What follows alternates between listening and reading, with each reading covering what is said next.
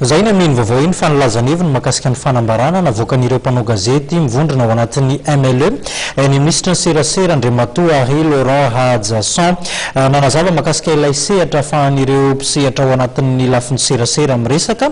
sy mitafa momba ilay code de la communication ihany koa ny tena ny androany toy izao manaraka izao izay fanikeviny zay. Araka ny teny efa nataoko tamin'izao anandray anty ministère ty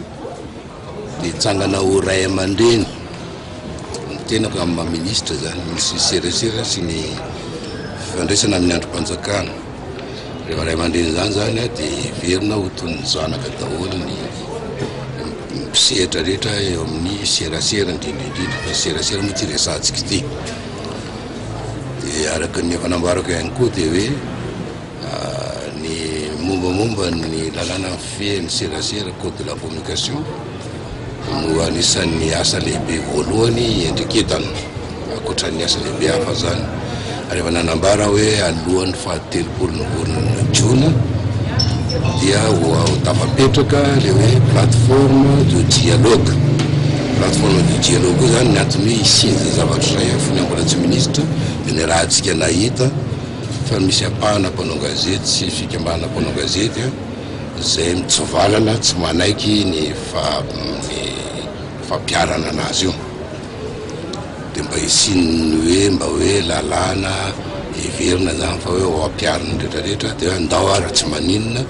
asina le hoe plateforme du dialogue zany hoe miona amin'ny latabatra boribory eo misy tena mpisehatra rehetra amin'ny serasera indrindra mpanao gazety mitompona orinasa fanaovana gazety